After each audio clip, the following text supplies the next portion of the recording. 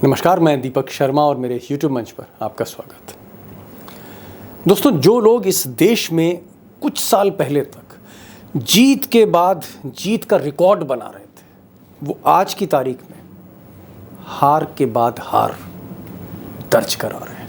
और ये बात मैं नहीं कह रहा हूँ, ये बात आंकड़े बोल रहे हैं। इलेक्शन कमीशन के आंकड़े नतीजे बता रहे हैं। पहले हिमाचल प्रदेश बीजेपी के हाथ से निकला, उसके बाद एक बहुत बड़ा स्टेट कर्नाटक निकल गया और हिमाचल और कर्नाटक के बीच में कई बाई इलेक्शन देश भर में, लोकसभा के, विधानसभा के, बीजेपी के हाथ से चले गए। और आप कह सकते हैं कि कम से कम दक्षिण भारत में आज की तारीख में बीजेपी बिल्कुल साफ हो चुकी है। लेकिन मोदी और शाह के लिए सबसे बड़ी प्रॉब्लम यह है, या यूं कहूं सबसे बड़ा चैलेंज ये है कि कहीं कर्नाटक की तरह, कर्नाटक की तर्ज पर कहीं मध्य प्रदेश तो नहीं हार जाएंगे, छत्तीसगढ़ तो नहीं हार जाएंगे। और अगर मध्य प्रदेश हारे, या यूं कहूं कि अगर कर्नाटक की तरह मध्य प्रदेश में भी मोदी जी का बैंड बज गया और वाकई ऐसा हुआ, तो समझ लीजिए खेल शुरू हो गया है। अब दोस्तों, कुछ महीने बाद यानी नवंबर में इसी साल 3 राज्यों में चुनाव हो रहा है। हालांकि चुनाव तो कई राज्यों में हो रहे हैं, लेकिन मैं 4 राज्य जोड़ लेता हूँ। तेलंगाना, अब तेलंगाना का मैं इसलिए जिक्र नहीं कर रहा हूँ क्योंकि बीजेपी यहाँ पर बहुत वीक है, वीक विकेट पर है। लेकिन फिर भी तेलंगाना, छत्तीसगढ़, मध्य प्रदेश, राजस्थान, मैं बात कर रहा हूँ छत्तीसगढ़, मध्य प्रदेश, राजस्थान। इसलिए बात कर रहा हूँ कि तीनों ही सेंट्रल इंडियन स्टेट्स, मध्य भारत के तीनों राज्य बीजेपी और आरएसएस के बड़े पुराने गढ़ रहे हैं। और यहीं पर विधानसभा चुनाव, असेंबली इलेक्शन होना है, जहाँ पर छत्तीसगढ़ और मध्य प्रदेश में बहुत खराब हालत है मोदी जी की और शाह साहब की, बीजेपी की। और अगर आप लोकसभा के टर्म में देखिए तो ये जो तीनों राज्य हैं, काफ़ी सीटें आती हैं यहाँ से। जैसे मध्य प्रदेश से 29 सीटें आती हैं, छत्तीसगढ़ से 11 सीटें आती हैं, 25 सीटें राजस्थान से आती हैं। कुल मिला के 65 सीटों का बुके है। और इन 65 सीटों में 61 सीटें पिछली बार 2019 में मोदी जी स्वीप कर ले गए थे। लेकिन इस बार तस्वीर कुछ अलग है। अब इन 3 राज्यों में मैं छत्तीसगढ़ पर ज़्यादा फोकस इसलिए नहीं करना चाह रहा हूं क्योंकि छत्तीसगढ़ में बीजेपी, मैंने पहले भी कहा कि वहाँ कोई नेता ही नहीं है। और जो नेता हैं, जिसमें रमन सिंह 3 बार के मुख्यमंत्री हैं, वो कोप भवन में बैठे हैं। एक और नेता हैं जिनको मोदी जी ने, रमेश बैस, उनको राजभवन भेज दिया है। कोई बड़ा चैलेंजिंग नेता नहीं है बीजेपी के पास। इसलिए मैं छत्तीसगढ़ का फिर कभी जिक्र करूंगा। मैं मध्य प्रदेश की बात कर रहा हूँ, सबसे बड़ा स्टेट, 29 लोकसभा की सीटें हैं, 230 सीटें जो हैं विधानसभा की। और यहाँ पर दोस्तों हाल ये है कि मोदी जी चुनाव के घोड़े पर बैठना नहीं चाहते, और जो शिवराज सिंह चौहान हैं वो चुनाव के घोड़े से उतरना चाहते हैं। वो चाहते हैं कि मोदी जी को आगे रख दिया जाए। लेकिन मोदी जी के साथ स्थिति ऐसी है कि कहीं ना कहीं हिमाचल हारने के बाद, कर्नाटक हारने के बाद उनको लगता है कि कहीं सारा का सारा अगर फोकस मेरे ऊपर होगा तो फिर हार का ठीकरा किसी और पे कैसे फूटेगा। ये एक द्वंद्व है। और इसीलिए मध्य प्रदेश की बात करने जा रहा हूँ, बहुत इंपॉर्टेंट है। 2024 के फाइनल में ये जो स्टेट है, बैरोमीटर कह सकते हैं आप इसको, कि क्या कर्नाटक की तर्ज पर बीजेपी का बैंड मध्य प्रदेश में बजने जा रहा है। यदि दीपक भाई मेरा आकलन मैं कहूं तो कर्नाटक से भी बुरी स्थिति बीजेपी की मध्य प्रदेश में होने वाली है। कर्नाटक में 224 का हाउस है। मतलब मैं कह रहा हूं टाइगर, मैं कह रहा हूं बैंड बजने जा रहा है और शायद आप जवाब दे रहे हैं कि ढोल फटने जा रहा है। ढोल फटने जा रहा है। वस्तुस्थिति मैं बता रहा हूं आपको, क्योंकि हम वस्तुस्थिति में बात करते हैं, जो आकलन दिखता है उसकी बात करते हैं। अब दोस्तों, मध्य प्रदेश जो इतना मजबूत किला रहा है, गढ़ रहा है बीजेपी का, आज की तारीख में जो किला है दरक क्यों रहा है, क्या वजह है? और मुझे लगता है कि जो 4 बार के मुख्यमंत्री हैं शिवराज सिंह चौहान, हालांकि जिम्मेदारी उन्हीं की बनती है, लेकिन सारा दोष आप शिवराज के सर मढ़ देंगे, ये भी ठीक नहीं। कहीं ना कहीं इसमें आपको मोदी और शाह की इमेज भी दिखेगी। अगर बदहाल स्थिति में भाजपा मध्य प्रदेश में है तो गुजरात लॉबी का भी इसमें हाथ है। और मैं इसलिए चाहता हूं कि पहले हम जरा सीएम शिवराज सिंह चौहान, इनको असेस कर लें इनको असेस किया तो सिचुएशन क्लियर होगी, आपको मध्य प्रदेश की भी क्लियर होगी, 24 के भी कुछ संकेत मिलेंगे। पॉइंट नंबर 1, शिवराज सिंह का असेसमेंट। पॉइंट नंबर 1, मोदी और शाह से रिश्ते ठीक नहीं हैं, ना पहले थे ना अब हैं, और आगे क्या होंगे भगवान मालिक है। लेकिन मोदी और शाह के रिश्ते इसलिए ठीक नहीं हैं क्योंकि एक समय में, एक वक्त ऐसा था 2013 में, 2013, जब शिवराज भी प्रधानमंत्री की दौड़ में थे। और ये बात हमने आपने नहीं की थी, ये बात आडवाणी जी कह रहे थे कि शिवराज सिंह चौहान भी कैंडिडेट प्राइम मिनिस्टर के हो सकते हैं। और वो बात जाहिर तौर पर मोदी जी को बुरी लगी, और तभी से अदावत रही, और तभी से रिश्ते कहीं ना कहीं बिगड़े हैं। और शिवराज सिंह घोड़ी पे इसीलिए बैठे हुए हैं क्योंकि उनका कोई विकल्प नहीं है। पॉइंट नंबर 2, और पॉइंट नंबर 2 ये है कि अगर आपके मोदी जैसे ताकतवर प्रधानमंत्री के साथ अगर रिश्ते बहुत सहज नहीं हैं, बहुत कंफर्टेबल रिलेशनशिप नहीं है, तो फिर कॉन्फिडेंस कहाँ से आएगा, आत्मविश्वास कहाँ से आएगा, आप किस तरह से फैसले लेंगे, एक मुख्यमंत्री फैसले कैसे लेगा। तो आत्मविश्वास की इस बार कमी दिखी, और खासकर मोदी के आने के बाद शिवराज वो शिवराज नहीं रहे। ये एक बहुत बड़ा कारण है। लेकिन इससे बड़ा कारण ये है कि शिवराज जैसे जैसे कमज़ोर होते गए, मोदी और शाह, और खासकर शाह ने कुछ ऐसे लोगों को मध्य प्रदेश में आगे बढ़ाया जो शिवराज के सामने खड़े हो गए, या यूं कह सकते हैं कि शिवराज के मुखालिफ कई लोगों को खड़ा कर दिया मोदी और शाह ने मध्य प्रदेश में, भोपाल में। इसका नतीजा ये है कि आज मध्य प्रदेश में ज़बरदस्त गुटबंदी है, भीतर घात है, फाइटिंग है विद इन बीजेपी, और एक बहुत कमज़ोर कड़ी है। पॉइंट नंबर 4, अब अगर गुटबंदी है, सेंटर और स्टेट के रिलेशंस बहुत अच्छे नहीं हैं, आत्मविश्वास की लीडर में कमी है, तो एक चीज़ तो बहुत तेज़ी से बढ़ती है, और वो है भ्रष्टाचार। तो भ्रष्टाचार गले तक आ गया है, और इसका लाभ कांग्रेस ले रही है।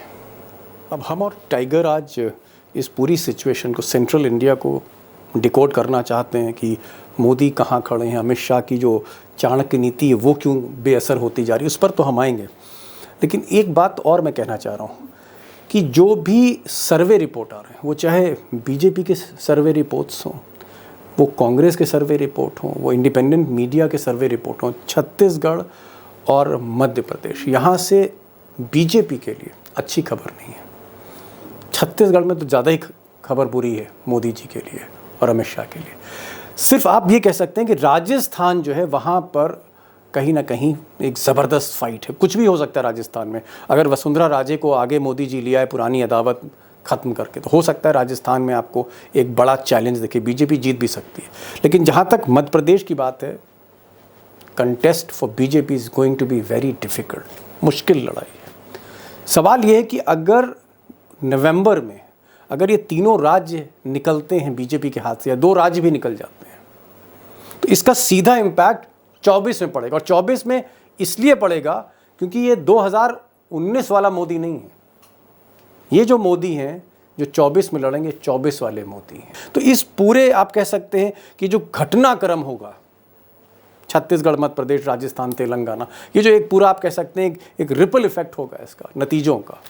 अगर बीजेपी हारती है, बीजेपी लूज करती है, तो 24 का फाइनल फंसने जा रहा है। और मुझे लगता है, मैं आपका ज़्यादा वक्त नहीं लूँगा, टाइगर के पास चलते हैं। और टाइगर आज इसलिए इम्पॉर्टेंट हैं क्योंकि टाइगर की जो कर्मभूमि रही है, उनका 35 साल का जो पत्रकारिता का करियर है, शुरुआत उन्होंने इंदौर से करी, मध्य प्रदेश से करी। तो मध्य प्रदेश को आज भी कुछ दिन पहले ही वो एक बहुत ज़बरदस्त टूर करके मध्य प्रदेश का लौटे हैं। मध्य प्रदेश को बेहतर तरीके से समझते हैं टाइगर। पहला सवाल वो सवाल है जो आखिर में होना चाहिए। मैं शुरुआत वहीं से कर रहा हूँ। बिल्कुल। और शुरुआत यही है कि क्या कर्नाटक की तर्ज पर बीजेपी का बैंड मध्य प्रदेश में बजने जा रहा है? यदि दीपक भाई मेरा आकलन मैं कहूं तो कर्नाटक से भी बुरी स्थिति बीजेपी की मध्य प्रदेश में होने वाली है। कर्नाटक में 224 का हाउस है। मतलब मैं कह रहा हूं टाइगर, मैं कह रहा हूं बैंड बजने जा रहा है, और शायद आप जवाब दे रहे हैं कि ढोल फटने जा रहा है। ढोल फटने जा रहा है। वस्तुस्थिति मैं बता रहा हूं आपको, क्योंकि हम वस्तुस्थिति में बात करते हैं, जो आकलन दिखता है उसकी बात करते हैं। मध्य प्रदेश पे ये काऊ बेल्ट का हिंदी हार्टलैंड का पहला राज्य होगा, जो बड़ा राज्य है। 29 लोकसभा सीट है, जिसमें से 28 बीजेपी के पास है। एक नकुल नाथ की सीट जो है छिंदवाड़ा की, वो कांग्रेस के पास है। उसके पहले जो विधानसभा चुनाव हुए, उसमें कांग्रेस को 114 सीटें मिली थी, 230 का कांग्रेस की सरकार भी थी, बनी थी, लेकिन मत प्रतिशत बीजेपी का ज्यादा था, लेकिन सीटें कम हुई थी। वो एंटी इनकम्पेंसी का पहला झटका था। लेकिन उसके बाद तड़का लगा राष्ट्रवाद का, पुलवामा हुआ, और फिर जो नतीजे आए वो आ गए। दूसरी तरफ कांग्रेस का केंद्रीय नेतृत्व भी बहुत कमजोर था, डिवाइडेड हाउस था कांग्रेस। आज 2024 में सारी स्थितियां जो कांग्रेस की हुआ करती थी वो बीजेपी की है, और कांग्रेस स्ट्रांग विकेट पे है।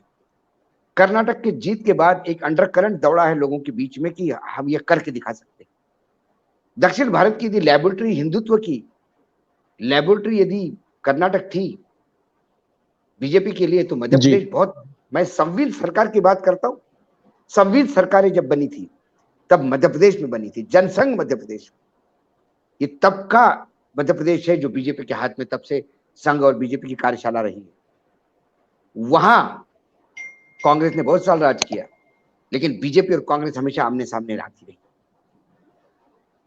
इस बार नाराज बीजेपी, जो बहुत बड़ा तबका है, वो शिवराज बीजेपी यानी जो सत्ता में है, उनके सामने सवाल लेके खड़ा है कि ये महाराज बीजेपी कब इनको भगा दोगे। तो 3 भाजपा है वहां पे, नाराज, शिवराज और महाराज। महाराज मतलब ज्योतिरादित्य सिंधिया। ज्योतिरादित्य सिंधिया, उनके साथ जो आयाराम है, जी हाँ, जो सेकंड ग्रेड सिटीजन माने जाते हैं बीजेपी में। टाइगर, ये आपने ये बताया कि किस तरह से इस वक्त मध्य प्रदेश बीजेपी के हाथ से निकल रहा है, आपने कारण भी कई बताए। मैं आपसे पूछना चाह रहा हूं कि अगर हम एक सेंट्रल फिगर के तौर पर देखें, यानी मध्य प्रदेश का जो पूरा चुनाव है वो शिवराज सिंह चौहान जो मुख्यमंत्री हैं, 4 बार के मुख्यमंत्री हैं, for the 4th time he is the chief minister. Shivraj Singh Chouhan के बारे में हमें भोपाल से आज भी मेरी बात हो रही थी, तमाम वहां के पत्रकार हैं, वो कह रहे हैं कि भाई ऐसी छवि तो कभी रही नहीं मामा की, शिवराज की।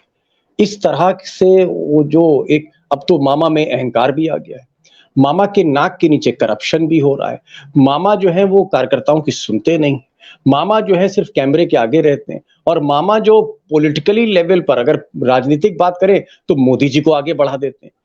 क्या वाकई शिवराज सिंह चौहान जो सबसे बात करते थे, बड़े सहज थे, सहृदय थे, बड़े विनम्र थे, उनको अटल बिहारी वाजपेयी की तरह विनम्र कहा जाता था, क्या शिवराज की छवि वाकई इस पारी में सबसे खराब हो गई है? बिल्कुल, पिछली बार भी बहुत खराब हो गई थी। उसमें दीपक जी, नाम मामा का और काम मामी का है। भ्रष्टाचार अपने चरम पे है, नौकरशाही बेलगाम है, और डिलीवरेंस बहुत पुअर है। जो घोषणाएं होती है वो जनता तक पहुंचती नहीं। उदाहरण के तौर पे एक 30 सेकंड लूंगा। एक गौशाला की घोषणाएं हुई थी, 1000 गौशालाएं बनी, उसमें से 600 गौशाला ऐसी है जहां पानी और बिजली का कनेक्शन भी नहीं मिला, वो बंद है।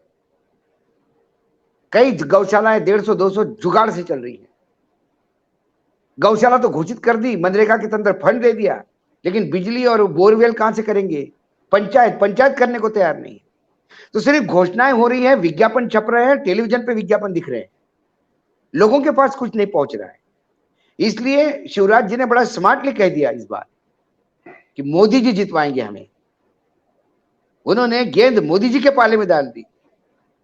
जो मोदी जी अभी भी कर्नाटक की हार के बाद उनके होश अभी ठिकाने नहीं आए हैं, क्योंकि वो अभी भी उस उलझन में है कि मुझे गाली दी बोला तो लोगों ने एंडोर्स की, बजरंग बली बोला तो लोगों ने एंडोर्स किया, बजरंग बली भी काम नहीं आए। जो मेरा हार्टलैंड था कोस्टल कर्नाटका, वो भी चला गया। लेफ्ट राइट सेंटर सब दूर हार गए। वही स्थिति, उससे भी बुरी स्थिति मुझे मध्य प्रदेश में दिख रही है। और जी, अभी प्रियंका की जो रैली लेकिन आपको लगता है टाइगर, आपको लगता है कि अगर मोदी को कर्नाटक की तरह अगर मोदी के गले में वोटों की माला नहीं पड़ती मध्य प्रदेश में, तो वे दूल्हा क्यों बनेंगे चुनाव में? क्यों बनेंगे दूल्हा? अपनी फजीयत कराने के लिए? तो अगर मोदी दूल्हा नहीं बनते और शिवराज घोड़ी से उतर रहे हैं, तो आप क्या कह रहे हैं कि बीजेपी कहां जा रही है फिर? बीजेपी के आगे तो फिर पहाड़ भी है और खाई भी है। क्या हुआ दीपक जी, अब ये मजबूरी है। मोदी जी के पास ऑप्शन नहीं है, कोई ऑप्शन नहीं उनके पास। उनके पास एक ही ऑप्शन है, चुनाव का सामना करना। उनके पास यही ऑप्शन है कि जो लगातार परिवारवाद बोलना, हिंदुत्व का लाइन लेना, अपने अपना विक्टिम कार्ड खेलना, लाभार्थियों की बात करना, उनके पास कोई ऑप्शन ही नहीं है। मैं अभी किसी जगह बैठा हुआ था, मैंने कहा उनकी स्थिति गाइड के देवानंद जैसी हो गई है मोदी जी। अब आपने बाबा की कहानी तो सुनाई आपने। अब उपोषण पे लोगों ने बिठा दिया आपको, अब पानी आए तक तो उपोषण करना ही है, चाहे जान चली जाए। अब जब आपने पार्टी मैं ही हूं और मैं ही सब कुछ कर दिया, माय वे और हाईवे कर दिया, तो हर जगह आप ही को लेके जाना पड़ेगा। आप ही एक चेहरा हो जो अभी तक हो, तो अभी चुनाव हार के डर से आप थोड़ी बोल सकते हो कि अभी नहीं, मैं नहीं, अब बाकी लोग देखेंगे। क्यों देखेंगे? जाना तो आपको ही पड़ेगा। और यदि ये चुनाव मध्य प्रदेश का हारते हैं तो ये डबल डैमेज होगा, डबल ब्लो है। डबल ब्लो है ये। अभी कर्नाटक के चुनाव के बाद संघ के मुखपत्र लिखने लगे हैं कि ना मोदी ब्रांड चल रहा, ना हिंदुत्व का कार्ड चल रहा है, हमें क्षेत्रीय क्षेत्रपों को पूरा अधिकार देना होगा। लेकिन क्षेत्रीय क्षेत्र आपने रखे कहां है? सब आईसीयू में भर्ती कर दिया आपने। उनको निकाल के भी लाओगे तो आप क्या काम करेंगे? जैसा येदियुरप्पा जी का होगा वैसा यहां पे होगा। टाइगर, एक चीज और, ये तो आप सही कह रहे हैं मोदी जी के बारे में कि मोदी जी को 2 बार सोचना पड़ेगा कि इस बार वो चुनाव में दूल्हा बने ना बने, क्योंकि कर्नाटक और हिमाचल में वो देख चुके हैं कि वहां पर जिस तरह से मोदी जी की फजीहत हुई, उसका असर बीजेपी भी है, केंद्रीय नेतृत्व पे भी है। मैं एक चीज और पूछना चाह रहा था कि अगर हम शिवराज को देखें, जैसे मैंने पहले कहा, बहुत सहज है, लेकिन उनके चारों तरफ जो नेता हैं, जैसे बी.डी. शर्मा हैं जो बीजेपी के अध्यक्ष हैं, इसी तरह से नरोत्तम मिश्रा हैं, कैलाश विजयवर्गीय हैं, फिर अभी कांग्रेस से जो आए हैं राजा साहब महाराज ज्योतिरादित्य सिंधिया, किसी से भी वो सहज नहीं। यहां तक कि जो नरेंद्र तोमर हैं, जो कृषि मंत्री हैं केंद्र में, उनसे भी वो सहज नहीं। क्या ये बात सही है कि शिवराज की जो बड़े नेता हैं मध्य प्रदेश के, उनसे नहीं बनती? और क्या हम इसको ये बात, और क्या हम ये माने कि कहीं ना कहीं बीजेपी के भीतर गुटबंदी बहुत ज्यादा है? Too much of infighting in the BJP in Madhya Pradesh. Narendra Modi के समकालीन जो नेता थे उनको सभी को उन्होंने बर्फ में लगा दिया। एक वसुंधरा जी बची हुई है, लेकिन वहां सत्ता में नहीं है पार्टी। लेकिन वसुंधरा जी के बगैर राजस्थान नहीं है, ये भी उतनी ही सच्चाई है। एक दूसरा नेता था शिवराज सिंह चौहान, जिनको ये घर नहीं बिठा पाए। बाकी रमन सिंह से लेकर बाकी तमाम लोगों को घर बिठा दिया, बर्फ में लगा दिया, उनको बर्फ में लगा दिया। उपाध्यक्ष बनाना मतलब वो मार्गदर्शन मंडल का एक्सटेंशन है, उपाध्यक्ष पार्टी का पद, वहां नहीं बिठा पाए। लेकिन उन्होंने उनके सामने कई ऐसे लोग खड़े कर दिए जो उनको 24 घंटे चैलेंज देते रहते हैं। इसलिए उनका गवर्नेंस भी मायने नहीं रख रहा है। वो अपने पार्टी के अंदर ही अपना जुगाड़ करने में ही लगे रहते पूरा टाइम। जो सबसे बड़ा डैमेजिंग हुआ कि इन्होंने नए लोगों को प्रमोट करने के लिए जो जिला अध्यक्ष बनाए, वो सब बिलो 30 है, 30 के आसपास है। तो जो 40-50 के जो नेता है उम्र के, वो ये 30 वाले नेता से क्यों रिपोर्टिंग करेंगे? वो घर से बाहर निकलने को तैयार नहीं है, घर बैठ के वो बाइट देने लगे, मीडिया में खुल के लोग बोलने लगे हैं पार्टी के भ्रष्टाचार के बारे में, सरकार के भ्रष्टाचार के बारे में, महाराज के बारे में, ये जो कांग्रेस से आई हुई कल्चर इसके बारे में, डाइल्यूट होता हुआ बीजेपी का हिंदुत्व इसके बारे में, बहुत सारी चीजें खुल के लोग बोल रहे हैं। और इसका काट कोई नहीं है। अब ये तय हो रहा है कि इनको संभालो, सबको पर्सनली मिलो, लेकिन जो बूंद से गई वो हौद से नहीं आती। मैं बार बार कहता हूं, येदियुरप्पा को आपने अपमानित किया, उसके बाद येदियुरप्पा करते रहे, वो लोगों के गले नहीं उतरी। येदियुरप्पा का पूरा लिंगायत ने सुपड़ा साफ कर दिया बीजेपी का। यहाँ पे आप कितना भी करो, कर्नाटक में यहाँ कार्यकर्ता नहीं निकलेगा। पिछली बार महाकौशल हो गया, मालवा हो गया, ऐसा क्षेत्र था, बुंदेलखंड हो गया, जहां कांग्रेस ने बहुत अच्छा स्कोर किया था। इस बार कांग्रेस वो अपना स्कोर बरकरार रखेगी और नए जगह एंट्री करेगी। जी, क्या आपको लगता है कि कांग्रेस जिस तरह से एक यूनाइटेड फ्रंट दिखती है, कांग्रेस में पहले बहुत घमासान था जब ज्योतिरादित्य थे, उनकी दिग्विजय सिंह से नहीं बनती थी, लेकिन अब दिग्विजय सिंह है, दिग्विजय की कमलनाथ के साथ अंडरस्टैंडिंग है, फिर इन दोनों के साथ जो है वो कहीं ना कहीं प्रियंका गांधी खड़ी हुई हैं। कांग्रेस, आपको लगता है कि इस बार जैसे कर्नाटक में एक टीम की तरह लड़ी थी और राहुल गांधी आएंगे, फिर प्रियंका ने तो बकायदा रैली भी शुरू कर दी वक्त से पहले, क्या अब गांधी परिवार को ये लगने लगा है कि बार बार की हार के बाद अब एक ऐसा सूरज उगने लगा है कांग्रेस के लिए कि वो जीत भी सकते हैं? वो हिमाचल भी उन्होंने जीता, कर्नाटक भी जीता, छत्तीसगढ़ की तो मैं बात ही नहीं कर रहा हूं, क्योंकि छत्तीसगढ़ में तो लोग अभी से कह रहे हैं कि भाई वहां बीजेपी एक तरह से नॉन एग्जिस्ट होती चली जा रही है। तो मैं छत्तीसगढ़ की बात नहीं कर रहा हूं, छत्तीसगढ़ का चुनाव मध्य प्रदेश के साथ है, लेकिन छत्तीसगढ़ की जो हालत है विधानसभा में, छत्तीसगढ़ की जो हालत है इस वक्त छत्तीसगढ़ में, जहां 3 बार के मुख्यमंत्री रमन सिंह को कोई पूछने वाला नहीं है, तो इसलिए मैं छत्तीसगढ़ पर मैं नहीं चाह रहा हूं कि टाइगर आपकी एनर्जी जाए। मध्य प्रदेश एक बड़ा सवाल है, फिर हम कभी राजस्थान पे बात करेंगे। मध्य प्रदेश में क्या आपको लगता है कि कांग्रेस एक रिवाइवल मोड में है? क्योंकि जो रैली हुई थी अभी हाल में प्रियंका गांधी की, उसमें मैं भीड़ देख रहा था, भीड़, और भीड़ का जो बॉडी लैंग्वेज वो कहीं ना कहीं ऐसे लगता है कि लोग शिवराज सिंह चौहान से उबने लगे।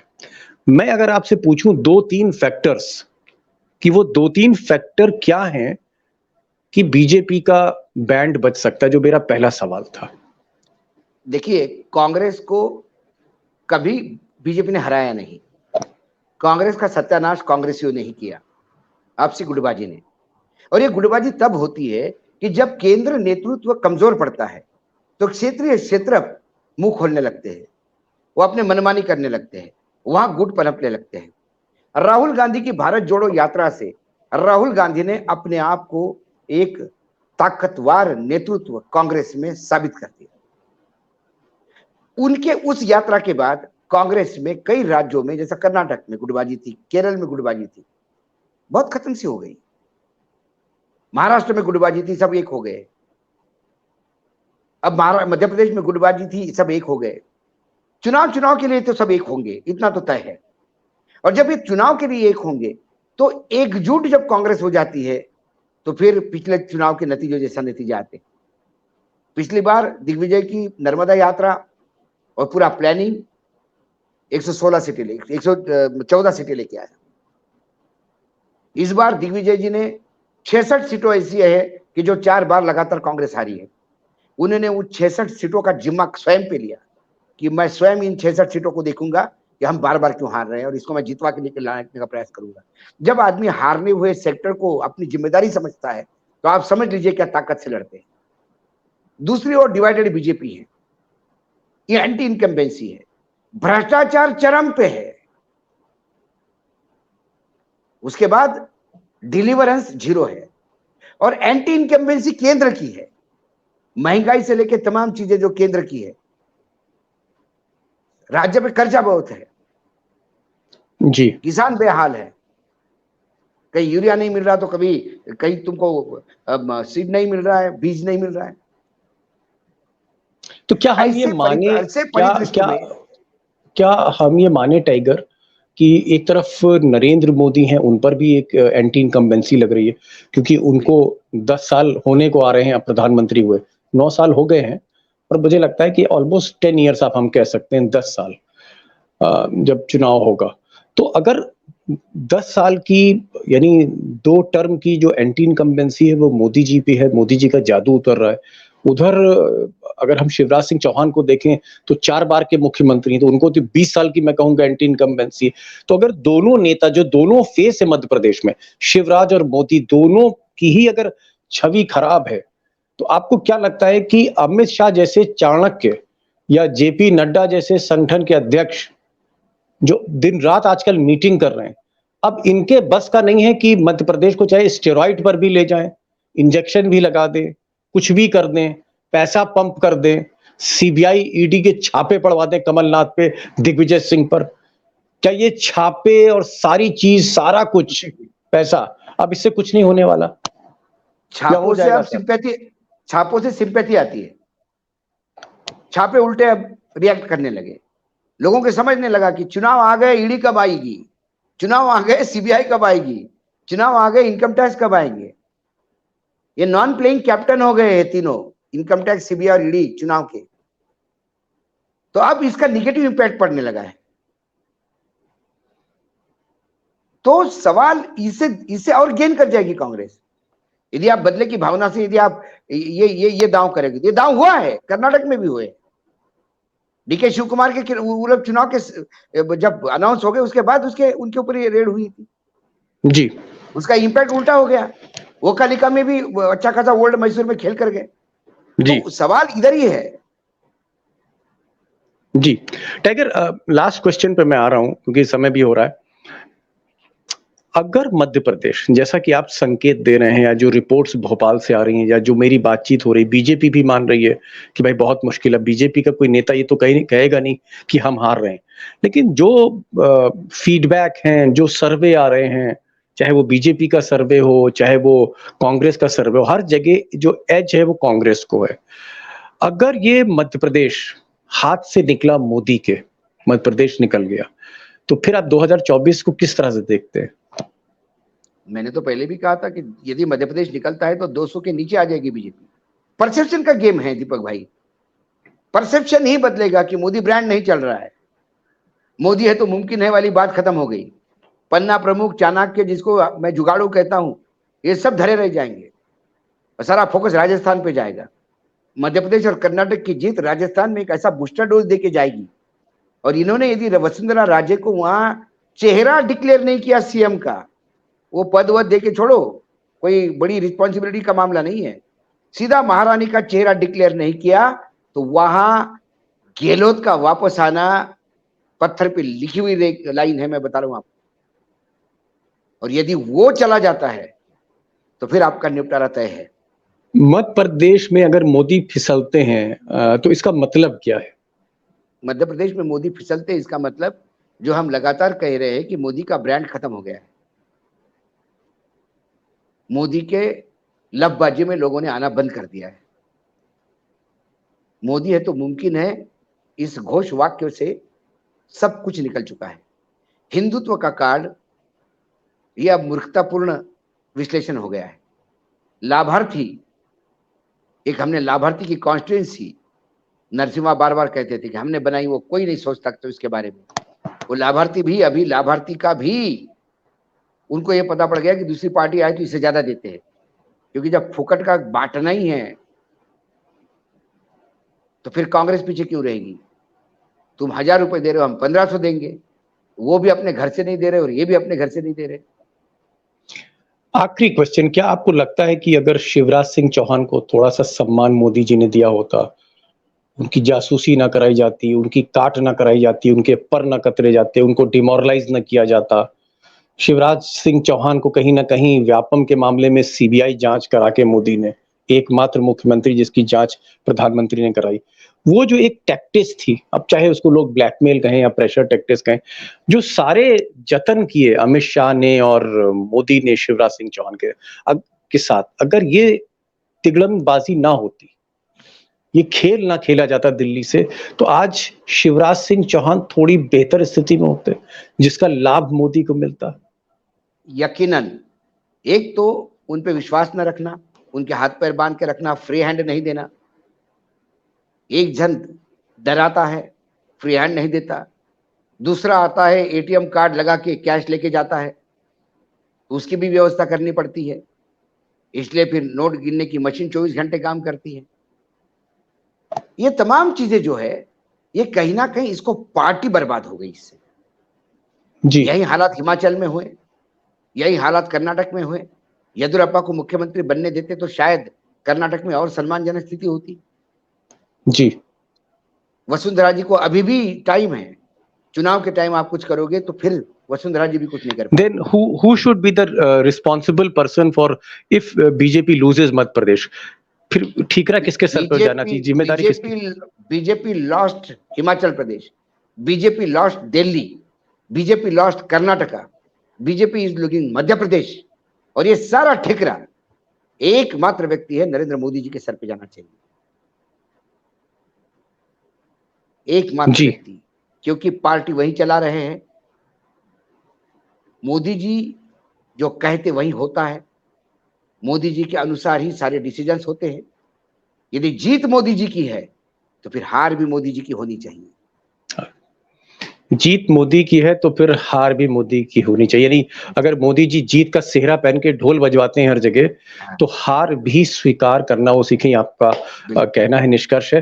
टाइगर, आप आए और आपने मध्य प्रदेश, क्योंकि आप मध्य प्रदेश में इतने साल, आपकी कर्मभूमि रही है मध्य प्रदेश पत्रकारिता की, और आपसे मैं बहुत कुछ पूछना चाह रहा था, समय की थोड़ी सी एक बंदिश रहती है जिसकी वजह से मैं बहुत माइक्रो लेवल पर नहीं जाता हूँ। दूसरे जो बहुत से ऑडियंस है मध्य प्रदेश के बाहर भी हैं, तो लोग सिर्फ ये जानना चाहते हैं कि भाई पानी बरसेगा या नहीं बरसेगा, और आप बहुत अच्छी तरह बता देते हैं कि पानी बरसने वाला है या बादल गरज के यहाँ से निकल जाएंगे। बहुत बहुत शुक्रिया। जो अदा है आपकी, जो कहने का तरीका है, मुझे लगता है कि पॉलिटिकल रिपोर्टिंग को जिस तरह से आप पॉपुलर कर रहे हैं और वोटर तक ले जा रहे हैं, इसके भी कहीं ना कहीं परिणाम देखने को मिलेंगे। So nice of you coming to this program. शुक्रिया।